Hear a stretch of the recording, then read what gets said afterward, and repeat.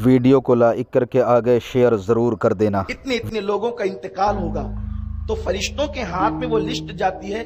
آقا فرماتے بہت سے لوگ ہوتے ہیں جو ہنسی کر رہے ہوتے ہیں، بہت سے لوگ ہوتے ہیں جو کھا رہے ہوتے ہیں، بہت سے لوگ ہوتے ہیں جو شادی کے پلان بنا رہے ہوتے ہیں، لیکن اللہ کے یہاں ان کے لیے قلم چلتا ہے کہ ان کا نام زندوں سے نکال کر مردوں کی فہرست میں لکھا جاتا ہے۔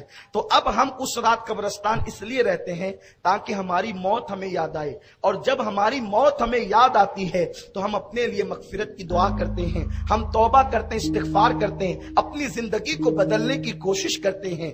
بلکہ کتنی واضح حدیث ہے جس کو ہمارے اسلاف نے اپنی کتابوں میں لکھا۔ سرکار غوث الاعظم دستگیر لکھتے ہیں، حضرت علامہ جلال الدین سیوطی لکھتے ہیں، اس طرح سے بہت سے بزرگوں نے لکھا۔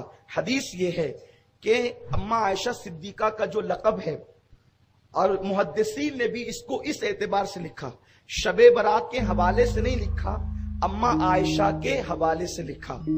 اماں عائشہ کا نام عائشہ ہے، صدیق کی بیٹی اس لیے صدیقہ ہے، لیکن ان کا ایک لقب ہے حمیرہ، انہیں حمیرہ کہتے ہیں، اور یہ لقب حضور علیہ السلام نے اماں عائشہ کو دیا۔ کیا؟ حمیرہ۔ حمیرہ کا مطلب آپ یوں کر سکتے ہیں سرخ رنگت والی، سرخ رنگت والی کو کہتے ہیں حمیرہ۔ اب اس پر محدثین نے جو بحث کی ہے کہ حضور علیہ السلام نے اماں عائشہ کو حمیرہ کا لقب کیوں عطا فرمایا، حمیرہ کیوں کہا، تو بات یہ ہے کہ اماں عائشہ خود فرماتی ہے، راوی کون ہے؟ اماں عائشہ صدیقہ، میرے رسول کی محبوب زوجہ اماں عائشہ صدیقہ، احادیث میں بڑی باریک نظر رکھنے والی، ہزاروں تابعین کی استاد ہیں، سینکڑوں صحابہ کی استاد ہیں اماں عائشہ، 1/3 اسلام امت تک پہنچانے والی ہے اماں عائشہ۔ اماں عائشہ وہ ہے جس کی شان میں اللہ نے سورہ نور کی آیتیں نازل کی۔ اماں عائشہ مومنین کی ماں وہ ہے جس کے بستر پہ قرآن نازل ہوا۔ کائنات کی کوئی عورت جناب حوا سے لے کر کے آج تک، آج سے لے کے قیامت تک کوئی عورت نہ پیدا ہوئی ہے نہ پیدا ہوگی جس کے بستر پہ قرآن نازل ہوا۔ یہ اماں عائشہ کا بستر ہے کہ حضور اس بستر پہ موجود ہوتے اور اللہ کا کلام نازل ہوتا۔ یہ بھی میرے نبی کی شان ہے۔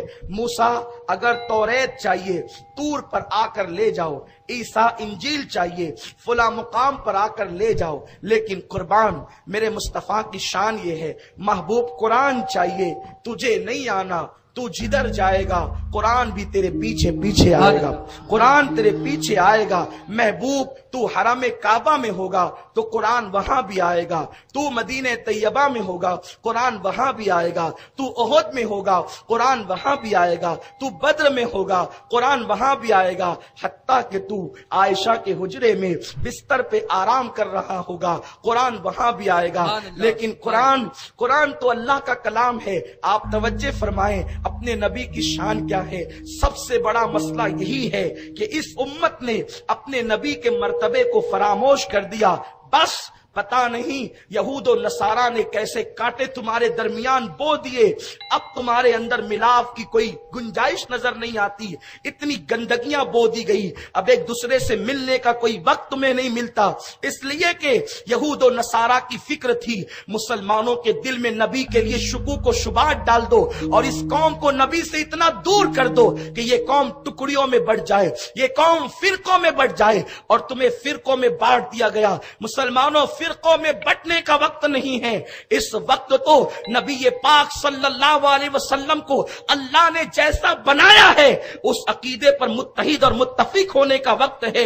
زمانہ تمہیں مٹانے کے چکر میں ہے، بیت المقدس خطرے میں ہے، حرمین شریفین خطرے میں ہے۔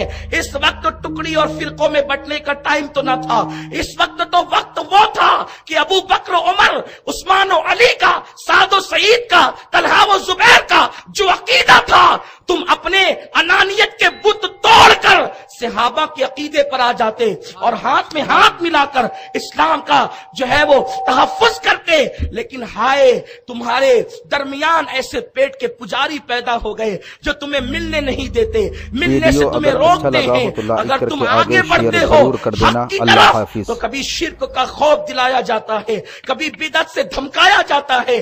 یاد رکھو، آپ دیکھو اپنے نبی کی شان کیا ہے، اللہ اکبر، توریت صرف توریت ہے اور اس کے علاوہ اس کا کوئی نام نہیں ہے، لیکن قرآن اللہ کا کلام ہے، اس کی کچھ صورتیں مکی ہیں، کچھ صورتیں مدنی ہیں۔